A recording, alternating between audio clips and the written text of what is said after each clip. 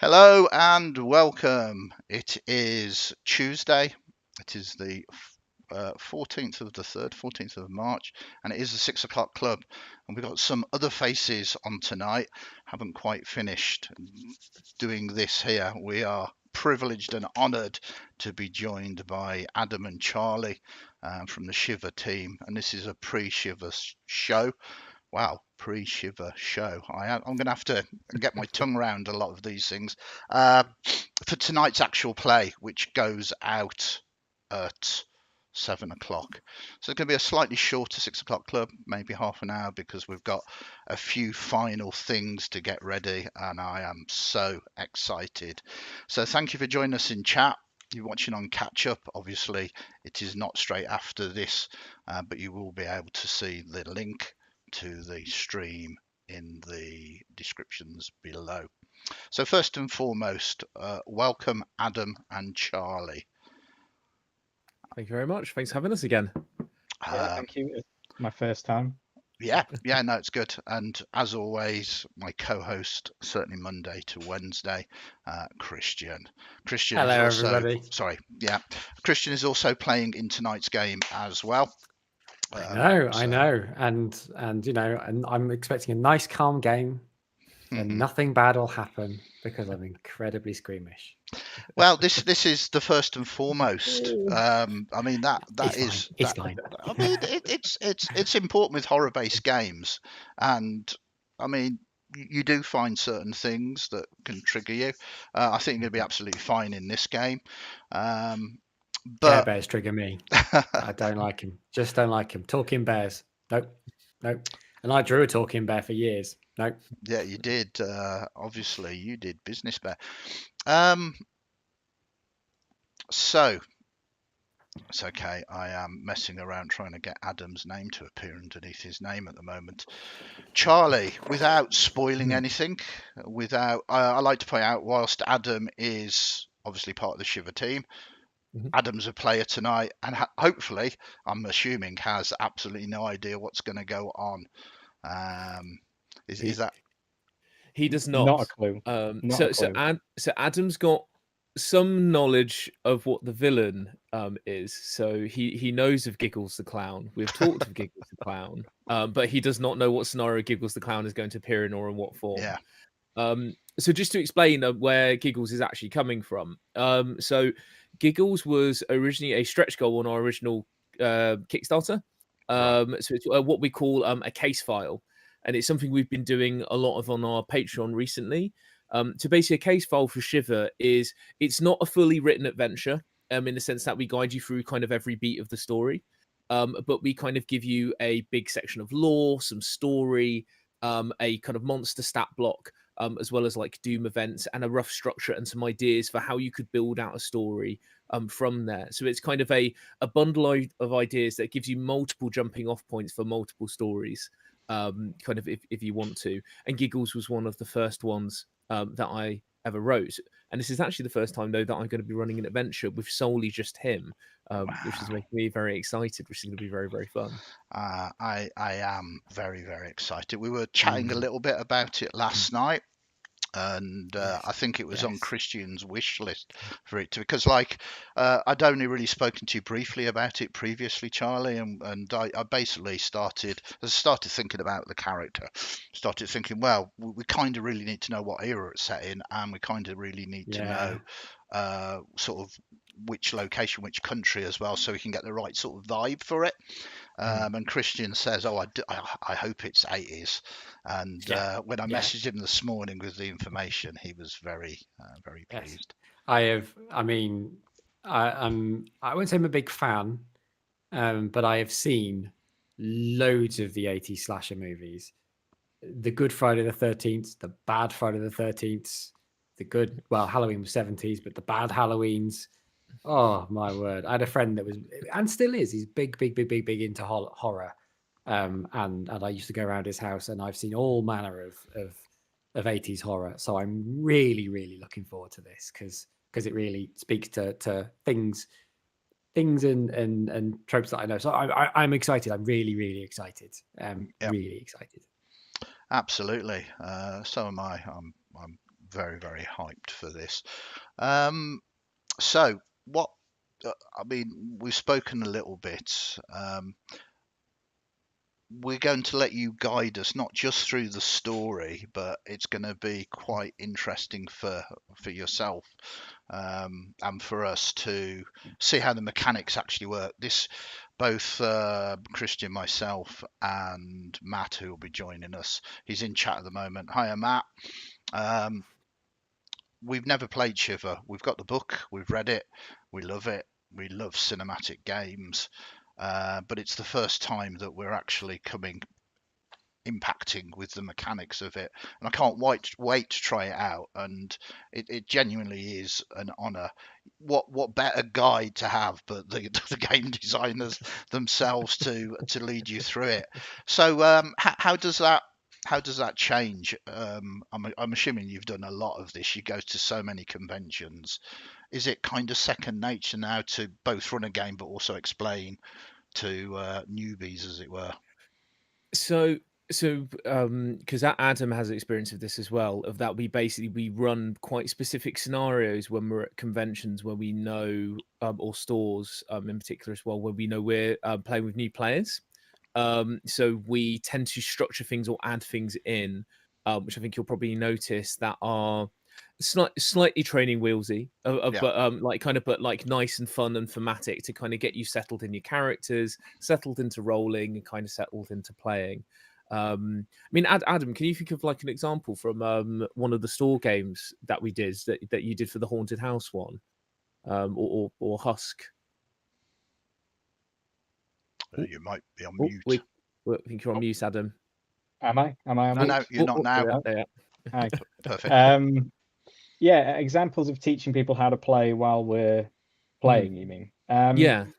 Yeah, so I ran a demo of a game in our Curse library called All Hallows Eve, which is kids trick-or-treating at a haunted house. It's very good, very simple. And I put a painting in a hallway because I wanted to teach. I think I had about 13 people playing, and I wanted to teach them very quickly about fear checks.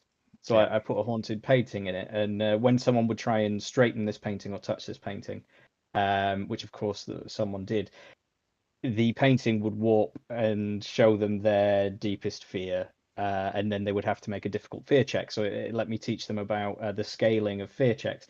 And then another 6 people all went to touch this painting. So it was a really good lesson. I got to hammer in 6 times. Yeah, excellent. No, so I'm super excited for the story, the game, but also being shown how to do it, and hopefully showing our audience, people that are viewing, how the game plays. Because apart from my own personal enjoyment of being at your table for tonight, I kind of want this to inspire people to pick Shiver up, and kind of selfishly, I kind of want to run some Shiver games, and please come and play with me. So I literally can't wait, and I kind of love all of the tropes that I kind of perceive that might come up, but have absolutely no idea. And I'm sure you've got some quite clever twists and turns for us. And I mean, when you said it was 82, I was speaking to Kristian just off air. I've got pages of notes, not notes that are going to be any kind of use at all, but it's all cultural references. Because my character is going to be playing a youth that kind of likes certain very specific types of pop culture. I don't think it was even called pop culture back then. And for my own headcanon, I kind of wanted not to mention something that hadn't come out yet or anything like that. So I've been no mentioning the Ewoks. Well, no. Empire's been out. Yeah, but the not best one, Jedi. Last year was Raiders of the Lost Ark. Yeah. Do we have a specific year for this one? Oh, Yes. that's always interesting, because usually we say 1980 something and just wave our hands and pretend. We were told 82. Yes. Oh, So okay. I Very nice. decided early 80s for this one in the end. Yeah. Because I think when we were discussing it a while ago, Adam, I said 80s, but then I was like, no, I'll stick to my guns. There's a specific feeling that I'm going for with some of this, which you might have tapped into already, possibly. I won't tell. Well, no, But that's yeah. fine. I mean, my first message to you was this morning: is this more towards the Goonies or more towards Class of '84 or the Warriors? Are we supposed to be like, crazy gangers? Or are we supposed to be lovable kids? And you basically really usefully said, kind of in the middle of those. Yeah. That's good, because I don't think my guy's lovable. No, mine should be, but I find it very difficult to be loved. So, sad face. Sad face. True though, but it's terrible. All the characters that I play that technically on paper should engage with the party and should be really tend to be ignored by the party, and all of the terrible ones tend to be engaged by the party. So God knows. Did you write Stiltskin Ribbons to be loved? Because yeah, absolutely. So I'm really interested as well to see how it plays out. I have no expectations. I don't know whether Shiver is. I'm assuming there's a degree of role playing in it, but we obviously need to pace the story as well and uncover things. So I'm very intrigued just to see how it all plays out. I'm very, very excited for it. Mechanically, though, we covered this when we chatted before, Charlie, and I've put the dice in the. We can't roll the dice in this one, but I've got a piece of artwork there that has just flashed up with the really cool dice that we'll be using and the new symbols. Do you want to quickly chat about that, just in case people are not familiar? So if they do stay on and watch the live stream at 7, they can follow along a little bit. Yeah, absolutely. So Shiver is fundamentally, it's a dice pool system. The better you are at something, the more dice you roll. So our D6s, which you'll see in the image, they are our skill die, and every single side has a symbol that represents a core skill area, as we call it within the game. So these are grit, which is our analog for like strength and fortitude, how much damage you can resist and how much damage you can put out. You have wit, which is very similar to dexterity, but it's kind of a nimbleness of body and mind, in terms of kind of reacting to things quickly, as well as being able to kind of pick a lock, for example. Then we have smarts, which is used for deductive thought, investigation, solving puzzles, generally knowing stuff. Is where kind of smarts kind of comes in handy quite a lot of the time as well. Then you have hearts, which is kind of both sides of the charisma coin, so lying and cheating, charming and schmoozing. And then you have luck, which is, well, if you've ever seen a horror movie, you know that luck is very important if you want to survive. Everyone needs a little bit of chance on their side. And then finally, you have strange, which, because Adam mentioned in his example with the painting, strange is extremely important for resisting fear, which is a big mechanic within the game, which is the more afraid you get, the worse at things you become, because your hands are shaking, your kind of mind's not thinking as clearly. But it is also if you cross the line of normality and do anything strange. So that can be anything from turning into a werewolf, if your abilities allow it, to levitating a chair with your mind and giving yourself a nosebleed. So so those are our kind of 6 main skills. And alongside that, you have basically kind of 6 character archetypes that line up with each skill, and then a 7th, which is the survivor, which is a master, the kind of like jack of all trades, master of some kind of archetype class that kind of blends certain skills together. So basically, the better you are, you roll more of those dice. And if you're, say, doing a check to kick down a door, for example, this is the kind of classic one I always use, I'd say that's a big physical kind of check. So that's going to be grit. So you'd see how many dice your character has for rolling on grit.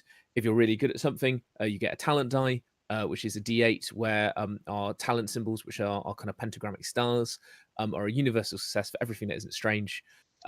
And you roll all of those together, and you're basically looking for symbols. So if I'm rolling a grit check, in this case to kick open a door, I'm looking for orange fists and stars.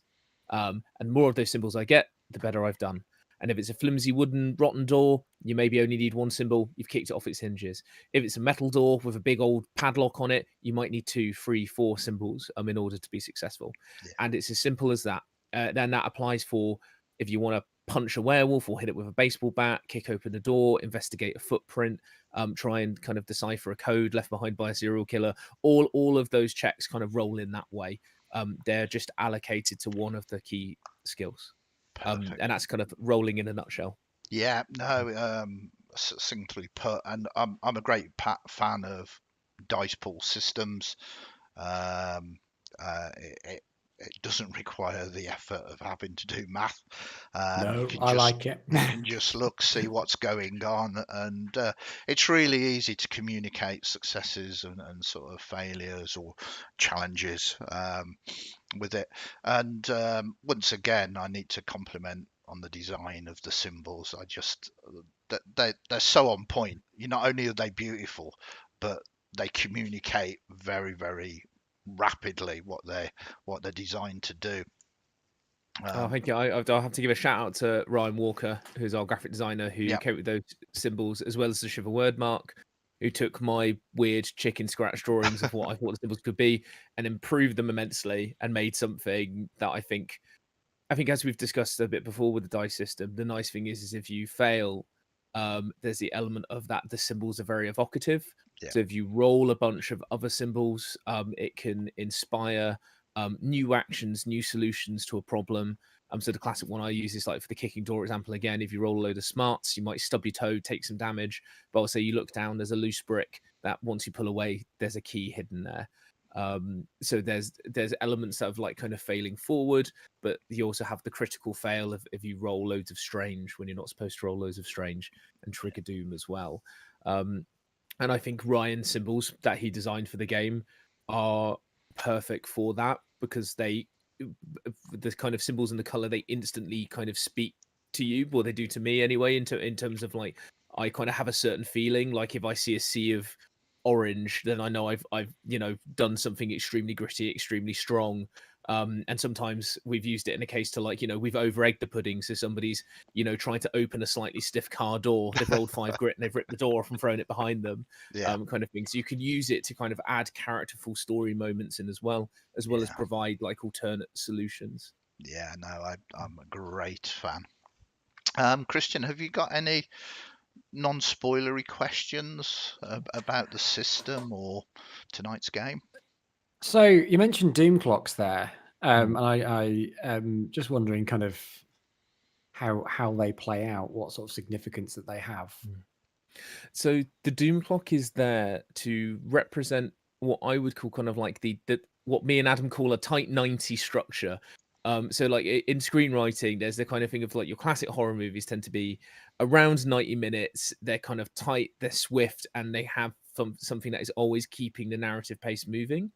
And we kind of wanted to kind of put something in that kind of provided that tension and helped out our version of a GM, the director on the other side of the table, because manifesting a horror like atmosphere it's not easy work, I think, by yourself. So we wanted to have mechanics that would help with that. So what happens is if you roll a check and you fail and you roll strange, for every strange symbol that's presented, it ticks a minute up on our doom clock, which is a 60-minute clock. And at 15-minute markers, bad stuff happens. So the idea is that the 15-minute markers are kind of tentpole moments that you would find in horror movies of that specific type, in order to kind of give your director an idea of what they can do to suddenly launch stuff on the players, help kind of like, kind of put a cat amongst the pigeons, cause some panic, move the story forwards in interesting ways. So we'll take a slasher movie of a different type. So we'll take Friday the 13th, for example. So say you were all camp counselors at Camp Crystal Lake. I would say at like 1:15, you're wrapping up for the summer, you're about to go home, somebody cuts the power, all the lights go out, nothing turns on. 1:30, somebody sabotages the school bus, rips out parts of the engine. It's the only vehicle you could have used to escape.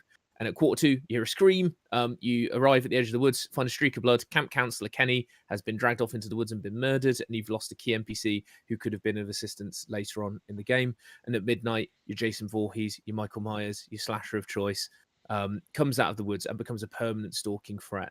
So our midnight events are always the ones that have a more permanent, lasting effect upon the world. Because once you've kind of hit that point, it really kind of helps like shepherd everything into kind of like that third act finale. Because the big threats kind of have all arrived and are all kind of playing out in the story. Yeah. So it's not game over at midnight then, and I No. guess when you hit midnight, because I obviously read the rules earlier and the other day, and I saw that you can make time go back. You can sort of push things back a little bit with certain things, but once it's hit midnight, that's it. You can't put Jason back in the lake. Yes, it's the same with any Doom event. Once the Doom event is triggered, it's triggered. It's like we can't unwind it. Is the thing. So because I think me and Andy talked about this last time a little bit of like we've seen certain types of players emerge with this. If there are what I call Doom marchers and Doom managers. Doom marchers are ones who want horror stuff to happen.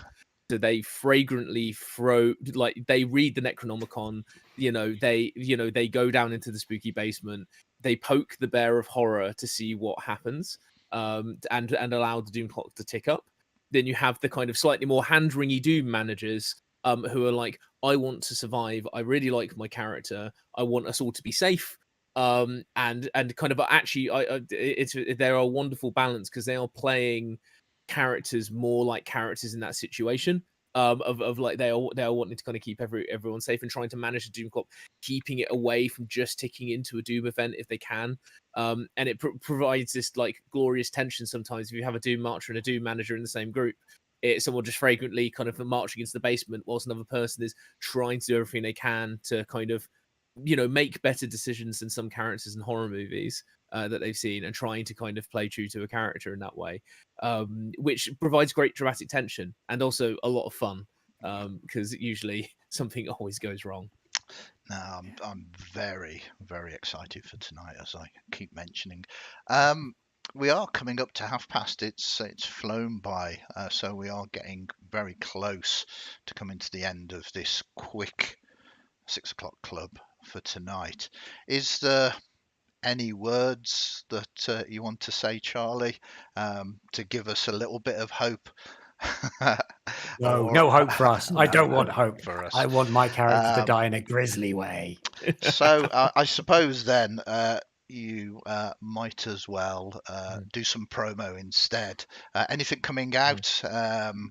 I know we talked about it at length.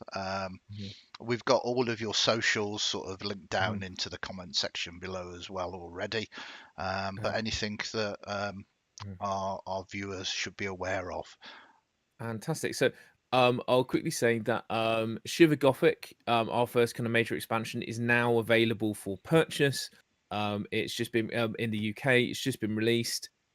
We've just done a spate of a few conventions, and it's got the special edition right there. And we've been finding people have been kind of really, really enjoying it. The feedback's been great. And we're just kind of wrapping up kind of our last PDFs and things for all the Kickstarter stuff, and then that will be all completely done and will eventually be available as well. But I would be remiss to say, as we have him here, is that our double feature campaign fully funded, finished, and will be hopefully coming at around the end of this year or the first quarter of next year. We have Shiver Slasher and Shiver Blockbuster, a double feature, which Adam, who has now joined us full time, has been writing the stories for, has been doing an amazing job, whilst I've been on the squirreling away on the mechanical side of the books. So we've been kind of working on these in a partnership. But I'd say the meat of those books is all Adam and his mad, wonderful stories. And if you want to survive a slasher story, I would say Adam is the man to call, which is why we pulled him in to the Shiver team. I mean, Adam, are there any how would you pitch the two main books? And we also have starter boxes as well. What words would you say about them to kind of encourage people to keep an eye out? Double feature is ideal for anyone who wants a slasher, which is high intensity, high peril, high horror. At every draft I submitted for that, I got a note back that said, "Do more, go deeper, make it worse." Or Blockbuster, which is high peril, but low horror, low gore, low. The threat is meted in a very different way, but they are both extremely explosive, wonderful narrative adventures that I'm very excited, and I actually just want to play them. Yeah. Well, I mean, I'm very excited. We can, I suppose, split them up. So slasher is kind of like your Friday the 13th type, Freddy Krueger, Nightmare on Elm Street, whereas blockbuster would be something more like Jurassic Park, Armageddon, that kind of big blockbuster movie. Exactly. It's a blockbuster is all about taking the elements of horror that are in more popular or family orientated films like Yeah. Jurassic Park, like elements of Indiana Jones, and taking that and kind of bringing the horror element a bit more clearly. I have some absolutely insane notes on this whiteboard that I can't show I you. can't show But it. and whereas slasher is more about finding a way to like create your own iconic villain like Freddy Krueger, Yeah. like Ghostface, create that little franchise running. But also we do a lot more with both in terms of how to sequelize your stories. Yeah. Do you want a gritty realism take where people carry their trauma with them, or do you want what we're offering in Blockbuster, which is Yeah. absolutely goofy and insane? Um, Sounds absolutely amazing, and I genuinely hope that you'll both come back or individually at any point when, if you've got updates, anything that you want to sort of promote, and come and chat to us about it again, because we're very, very excited about it. And yeah, I look forward to seeing both of those. And just to clarify, Gothic can be brought from your website now. Is that correct? It can indeed. So if you go to parablegames.co.uk, Yeah. you can order the books from there now, and they will all be kind of shipping out. So yeah, so we've got our Secrets of Spire Home, which is the biggest book I've ever written. It's a 320-page monster, which includes a giant Gothic city, kind of big sandbox kind of environment that you can kind of play around in, new archetype rules for playing as your classic Universal monsters or your Hammer horror. So you can get Frankenstein's monster, the Invisible Man, and Dracula, team them up, go punch crime. It's a great time. And it also has a huge 10-chapter story, which can be kind of pulled out and played as one-shots as well if you want to, but they all interweave and interconnect into a big epic grand story, a bit more like your kind of classic kind of like fantasy adventure type things, but with a dark Gothic horror twist added to it. And our second book, Disciples of Dragstone, is once you've done playing with the city above, you can play the city below, where a bunch of alchemical waste has been poured into the sewers hundreds of years ago, and it's gone very Teenage Mutant Ninja Turtles, and all the rats have mutated into their own feudal medieval dynasty, and you can flush your players down into the sewers and get them embroiled in a revolutionary war. It's like Les Mis meets a dark fantasy dungeon crawl. Is how with rats is how I would pitch it. Yeah. Is there singing? There can be. I'm not opposed to a horror musical, and I know Adam is definitely a fan. Yeah. I've only got one thing to say: take my money. No, and you showed me it when we was having our chat as well. It looks absolutely amazing, as does all of the stuff that you produce. Very high quality. I believe your website is also in the comment section below, so check it out. Seriously, some seriously awesome stuff. Not just visually and well written, but a solid game as well, which we're about to hopefully prove by doing an actual play in 30 minutes time. Well, we do need to do a little bit of prep, so we are going to bring the 6 o'clock club to a close now. Any final thoughts, any final comments before we say goodbyes for now? Kristian? Just for tomorrow, really. If anyone's got any questions or anything they want answered by myself or Andy in the 6 o'clock club, please put them in the 6 o'clock club chat in the Discord channel, and we will try to get to them tomorrow. Thank you very much. Adam? I'd just like to say anyone who's interested in Shiver should seek out our Discord channel. We have a wonderful community there, so it'll be lovely to see more and more people popping along. Absolutely. And the game master, the director himself for tonight, Charlie, any final words? Well, I think I've talked quite a lot, but I will say thank you again for having us, and stay spooky, everybody. Yeah, absolute pleasure. Thank you very much, everybody who watched it in chat. Please stay ready. It will be a brand new stream, so make sure you link to that one rather than following this one. And thanks to everybody that is watching on catch up as well. Hope you enjoyed it. Hope it was informative, and seek out the actual play, which will be on our YouTube channel as well. If you do get chance, as always, give us a like and subscribe. It really helps us do more and more of this stuff. In the meantime, see you all in 30. Bye for now. Goodbye.